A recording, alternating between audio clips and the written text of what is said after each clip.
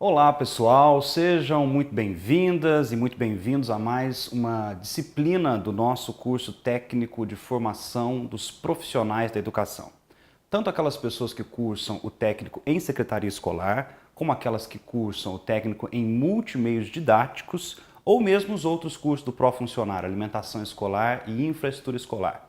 Essa é a nossa disciplina de número 10 e ela se chama Educadores e Educandos Tempos Históricos e faz parte do núcleo de formação pedagógica, ou seja, é uma das disciplinas comuns a todos os cursos do Profuncionário.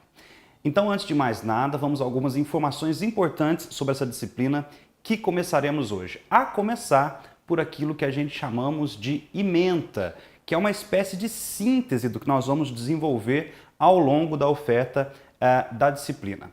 Então veja nesta tela a ementa: a educação e a escola através dos processos históricos, a construção, organização e o significado das instituições escolares, educação e ensino, funções da escola na sociedade capitalista. Nós também vamos desenvolver os seguintes conteúdos, ainda como propostos na ementa da disciplina: as relações entre classes sociais e educação, os processos educativos, continuidades e descontinuidades, movimentos sociais de mudanças e de resistência e, por fim, nós vamos ver os conteúdos diversidade étnico-cultural, homens e mulheres sujeitos históricos, governo, mercado e educação. A autora do caderno da disciplina, ou seja, a apostila que vai nortear os nossos estudos, que você já deve ter recebido aí no Polo, né, e que também está disponível na versão virtual na plataforma. Bom, a professora é a Maria Abádia da Silva, que tem uma história de vida muito bacana e que vai ajudar a gente a entender melhor a importância da história dos educadores no Brasil. A professora Maria é filha de trabalhadores que saíram do campo para viver na cidade, cursou toda a educação básica em escolas públicas, depois fez História na Unesp, mestrado e doutorado na Unicamp, olha que beleza. E hoje ela trabalha na UNB e desenvolve estudos e pesquisas na área de educação, com prioridade para a história da educação brasileira e políticas para a educação básica. Com certeza, a professora Maria escreveu um material muito bom e vai nos ajudar muito. A carga horária da disciplina, como a gente vê aqui, é de 60 horas mais 10 horas de prática profissional supervisionada. E nós vamos desenvolver tudo isso, essas 60 horas mais as 10, em 4 semanas. Por isso, mãos à obra, porque a gente tem muito trabalho pela frente. Bom, então vamos começar. No contexto dessa disciplina, a primeira coisa importante que nós temos que fazer é compreender por que é tão necessário entender a história dos educadores, no caso nós, e dos educandos, os alunos matriculados nas escolas em que a gente trabalha. Pois bem, a sociedade brasileira, como um todo, hoje, vive processos muito rápidos de mudanças e as escolas cada vez mais têm que acompanhar, participar, formar cidadãos para lidarem com essas mudanças, ou então com as continuidades ou com as rupturas. E nós sabemos muito bem que na maioria das vezes as escolas não têm acompanhado essas mudanças da sociedade brasileira. Muito pelo contrário, a gente sabe que muitas das nossas escolas mantêm uma estrutura idêntica à que nós tínhamos no século XIX, há mais de 100 anos. E muitos de nós somos resistentes às mudanças e estamos sempre dizendo: antigamente é que era bom, no meu tempo não tinha isso, e outras coisas mais que a gente diz por aí, né? Mas o fato é que essas mudanças sociais fazem com que nós todos que trabalhamos dentro das instituições escolares, de nós todos, sejam exigidas novas maneiras de atuação como profissionais da educação. E nessa tarefa, né, de sermos educadores e gestores num lugar em que tudo acontece muito rápido, que é a escola. Então, os funcionários, mesmo que não sejam professores, estão todos inseridos nesta missão, nesta responsabilidade da escola. Olha, não é preciso ir longe para a gente entender isso. Faça aí uma reflexão. Hoje, é possível que um educador tenha a mesma postura que tinha há 30 anos? Claro que não, né? Tudo mudou muito. A maneira de lidar com os alunos também. Todo mundo sabe que hoje em dia, por exemplo, não é possível mais aquela atitude severa e autoritária em relação ao aluno.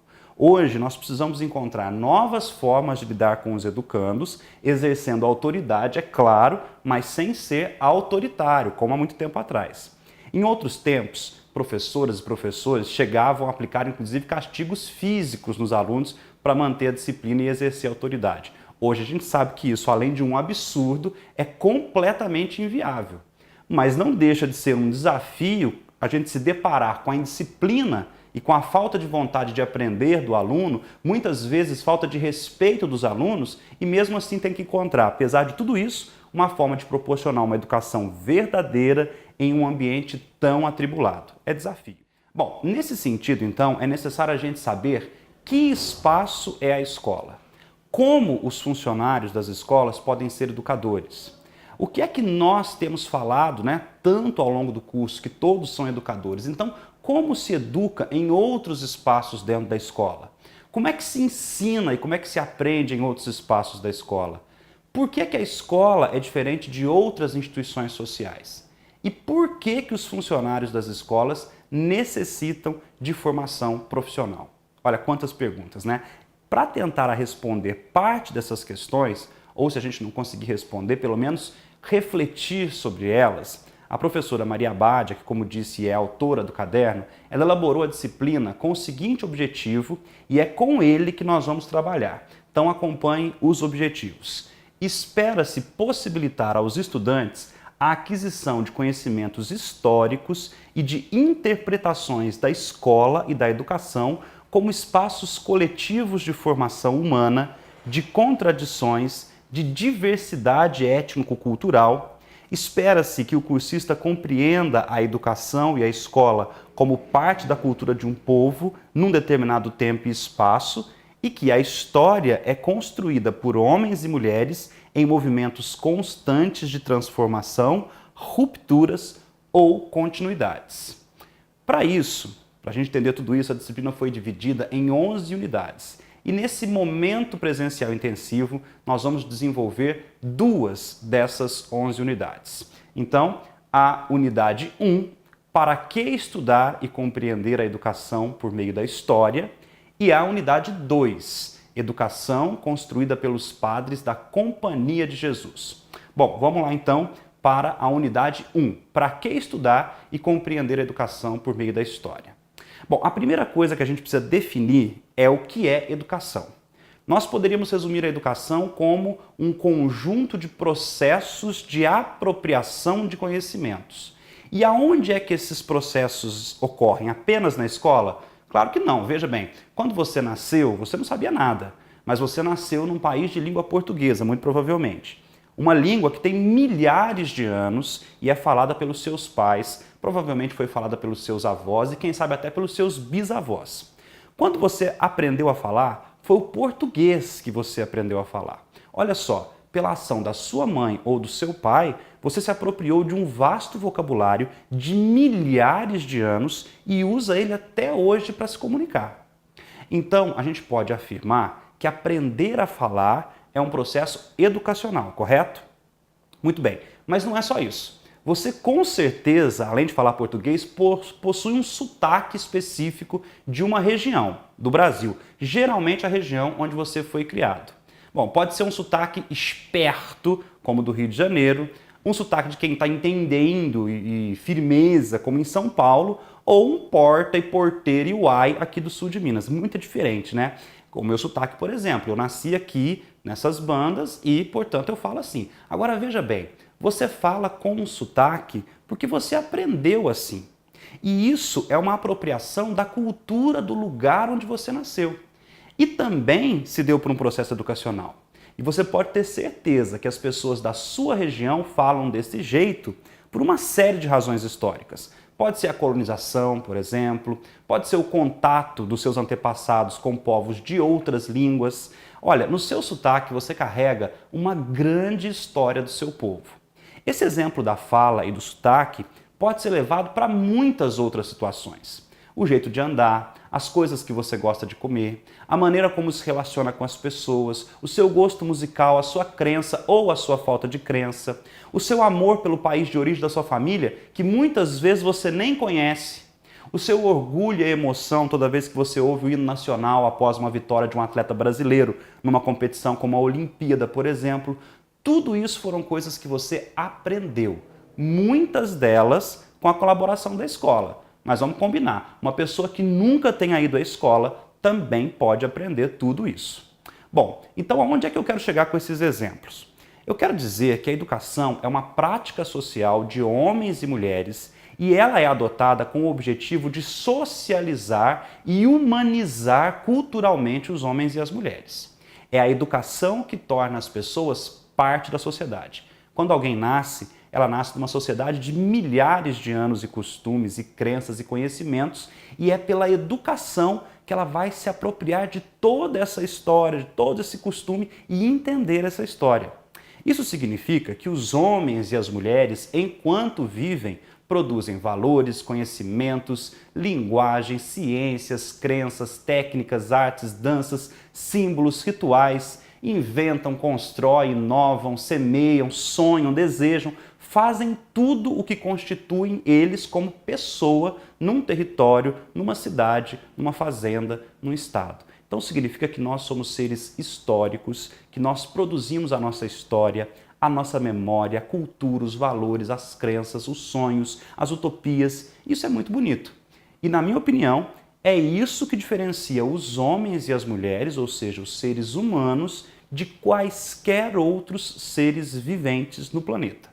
Então veja que tornar-se humano para cada um de nós é um processo. Para tornar-se humano não basta nascer. Você nasce, mas é preciso receber o que a gente chama de educação. Esse contato com a cultura que só é possível através do contato com os outros humanos. Bom, então se a gente entender que a educação é isso, dá para entender também que todos nós, independentemente de estarmos ou não na escola, estamos o tempo todo educando as outras pessoas e, é claro, sendo educados por elas.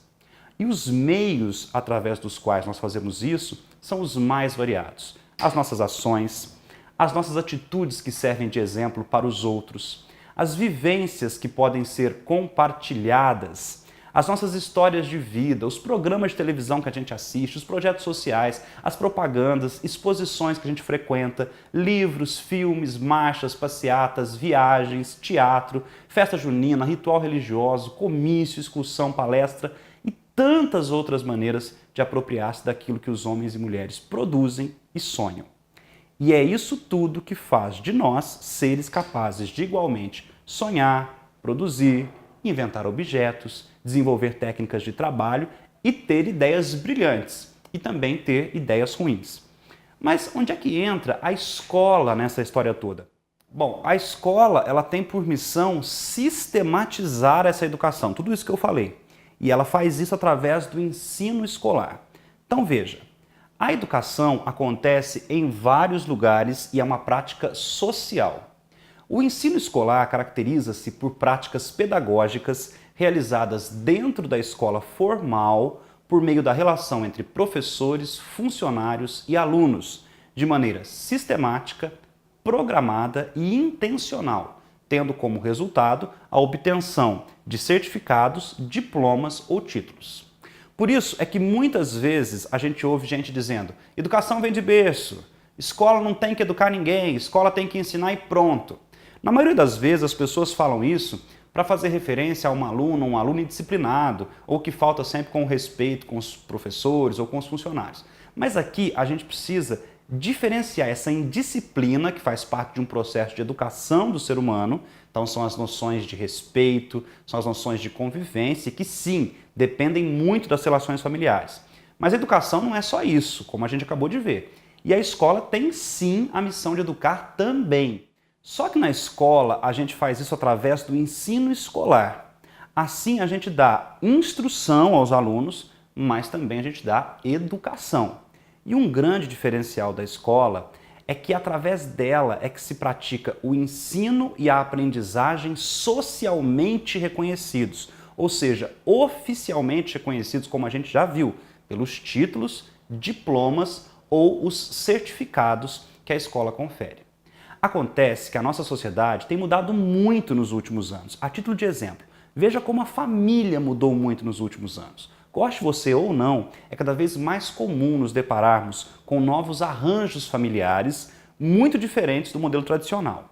Hoje nós temos muitas famílias onde não existe a figura paterna, às vezes a mãe mora com a avó e cria os filhos sozinha, muitas vezes o pai se separa da mãe, fica com os filhos, depois se casa com uma nova esposa e aí ela traz os filhos do outro casamento para morar todo mundo junto no novo lar. Nós temos as famílias homoafetivas e uma infinidade de outros arranjos familiares que muitas vezes não são bem aceitos.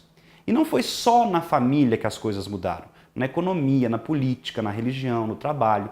E devido a todas essas mudanças, as escolas passaram a ter funções muito importantes, além de ensinar a ler, a escrever e a contar.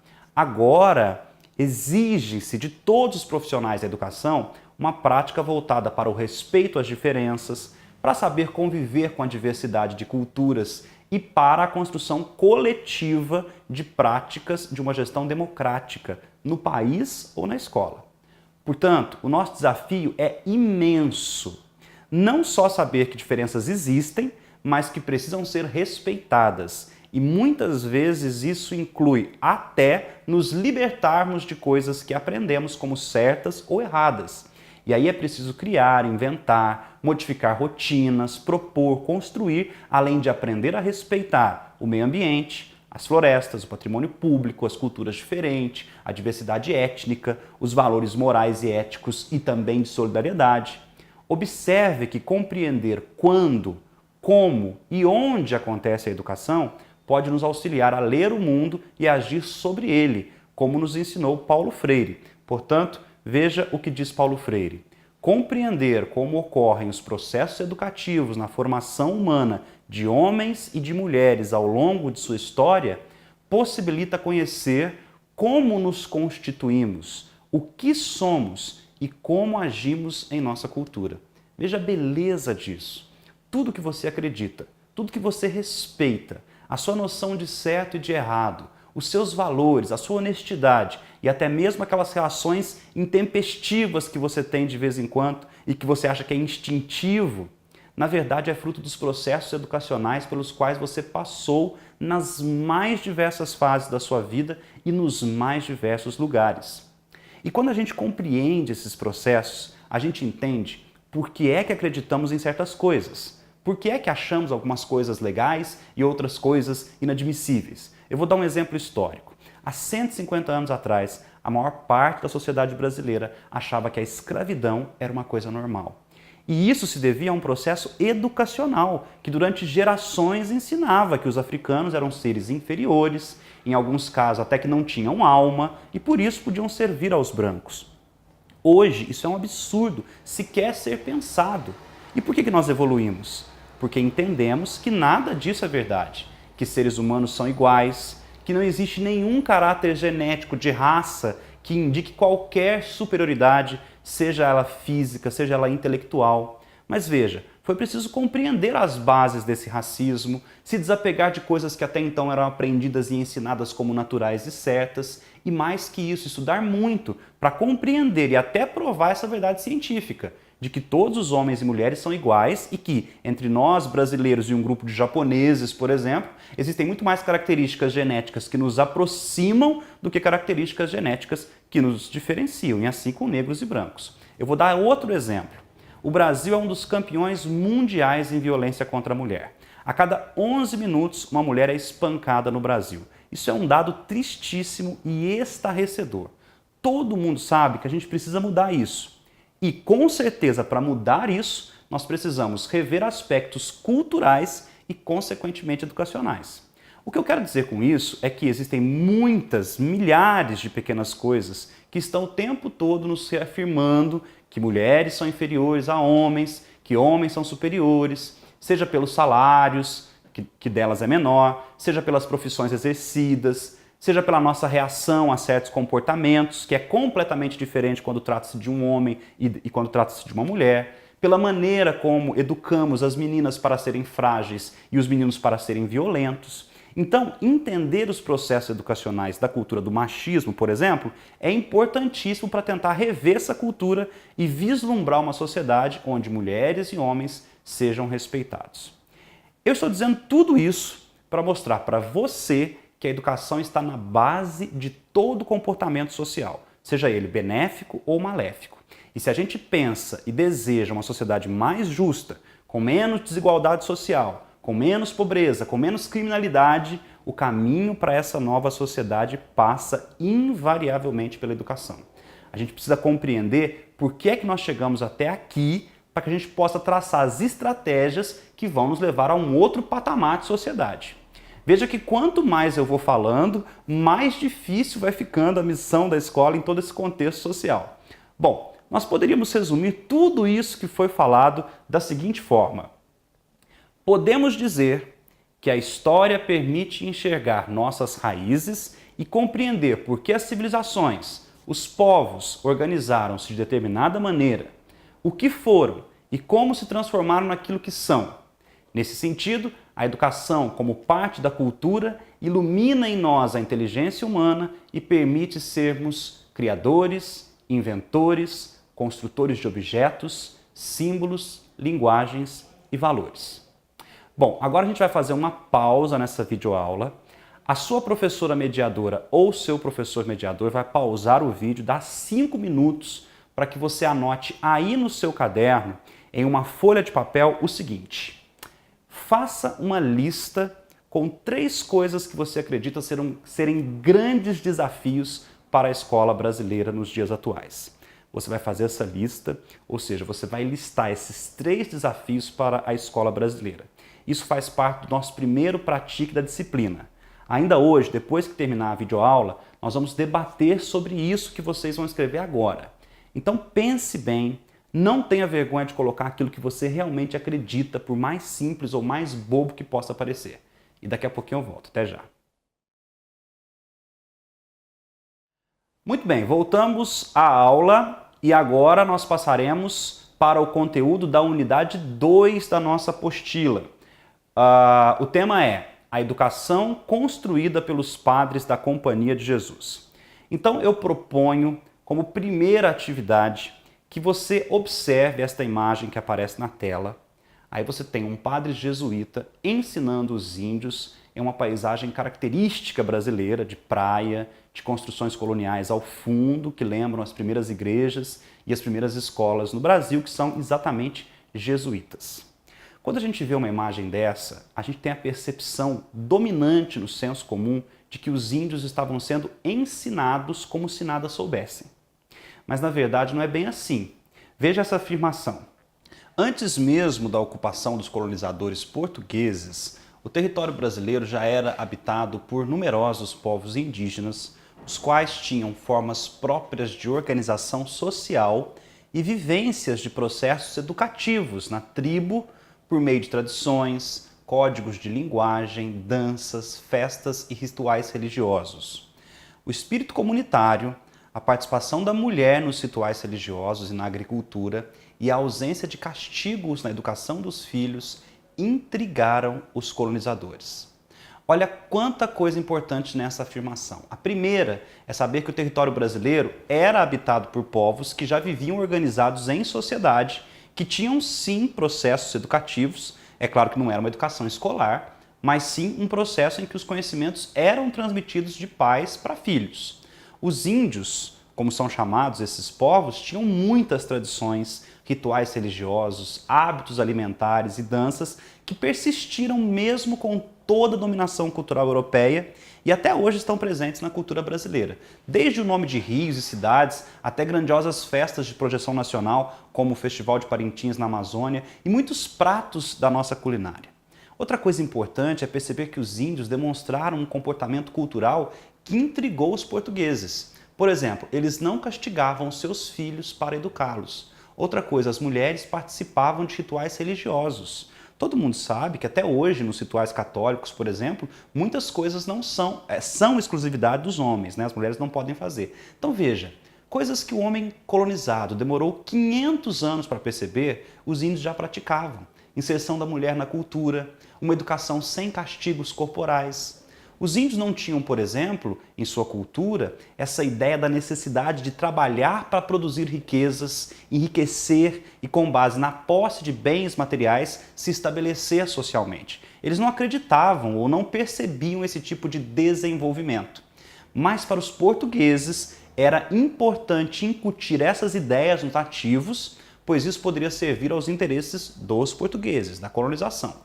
Então a educação formal no Brasil, ela começou em 1549 com a chegada dos padres e irmãos coadjutores jesuítas.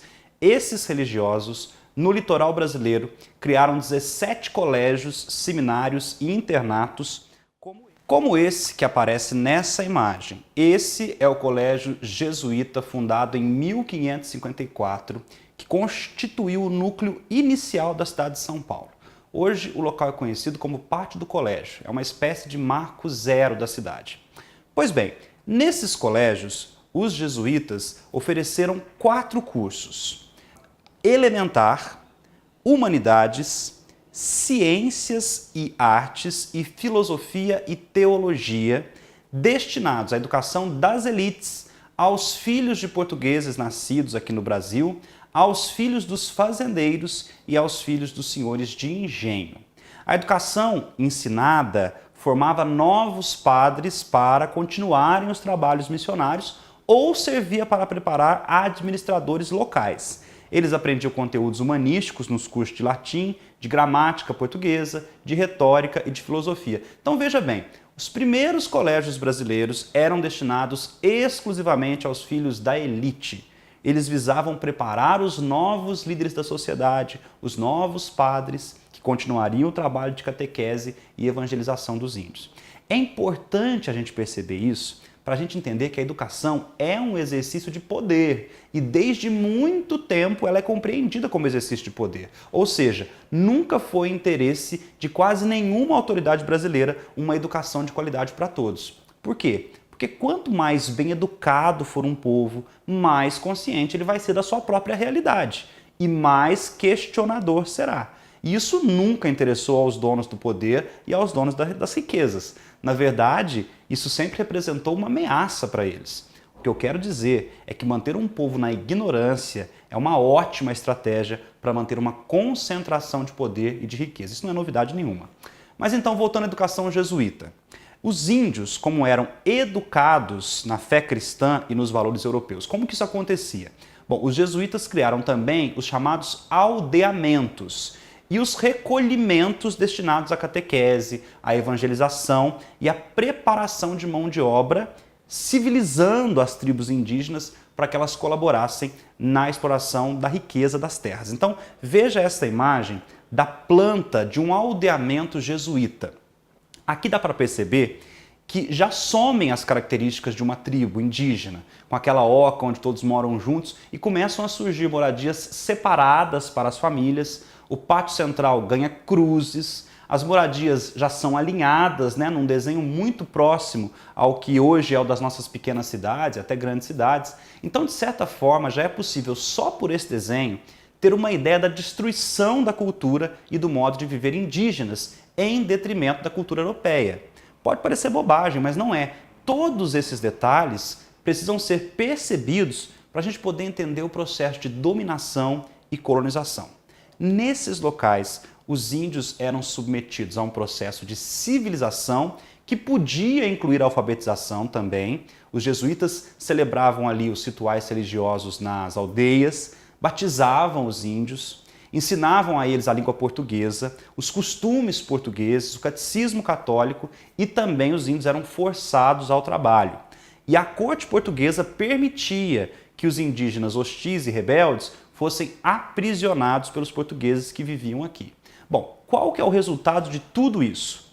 Os colonizadores portugueses, auxiliados pelos padres jesuítas e pelas ordens religiosas, edificaram aqui uma sociedade hierarquizada e autoritária em que o poder de mandar centrava-se no monarca, no rei e nas autoridades católicas. Para executar um plano econômico de exploração, os portugueses impuseram os padrões da cultura europeia e trataram de desprezar o modo de vida dos povos nativos. Com isso, ao mesmo tempo, eles introduziram hábitos de trabalho e noções de valor comercial aos objetos e produtos que os índios não tinham. E até hoje isso persiste de alguma maneira. Ou não é comum por aí a ideia de que índio é preguiçoso? Veja, por exemplo, o valor que nós damos ao trabalho em nossa sociedade. É tão grande o valor que damos ao trabalho que uma pessoa desempregada muitas vezes é considerada, mesmo que veladamente, uma inútil no nosso meio.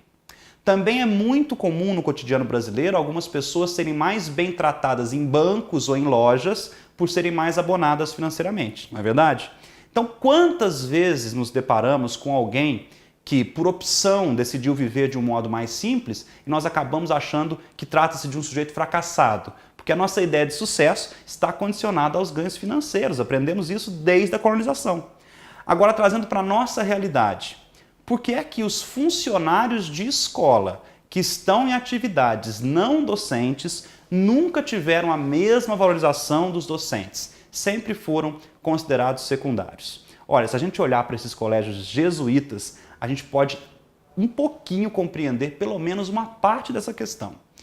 As escolas também refletiam a sociedade hierárquica e autoritária da época. Então, as escolas, no seu interior, eram organizadas da mesma forma, e isso persiste até hoje. Olha só, as funções de educar eram consideradas funções nobres, então elas eram reservadas aos sacerdotes. E os irmãos missionários, ou irmãos coadjutores, os funcionários da época, eles eram reservados para os trabalhos braçais, para a sustentação das escolas.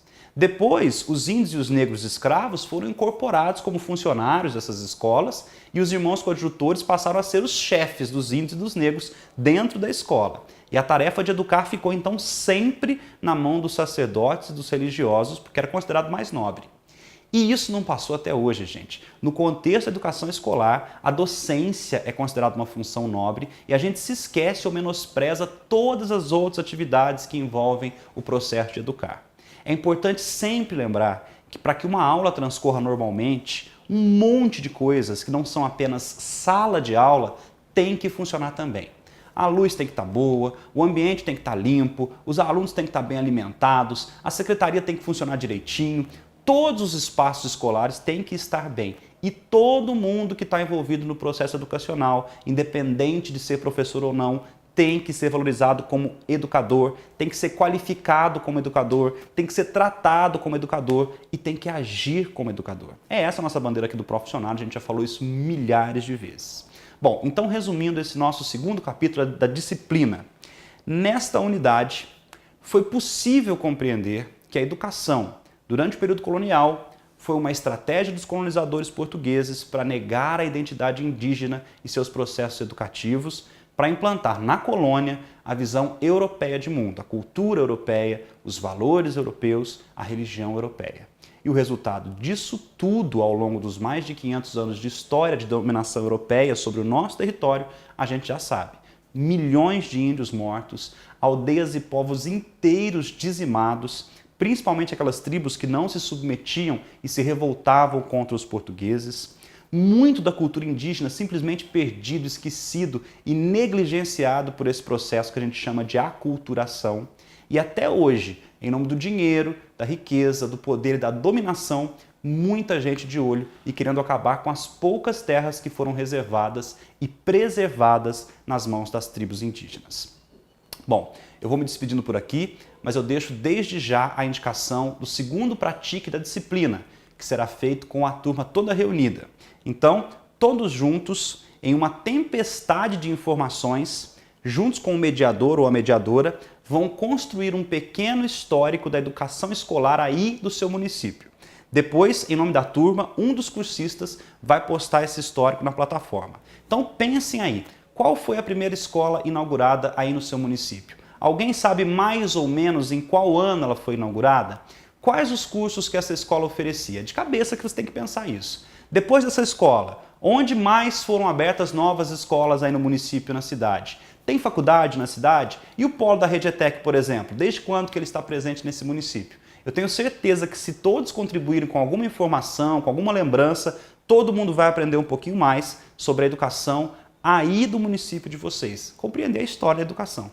Um grande abraço. A gente se encontra nas próximas semanas no ambiente virtual de aprendizagem.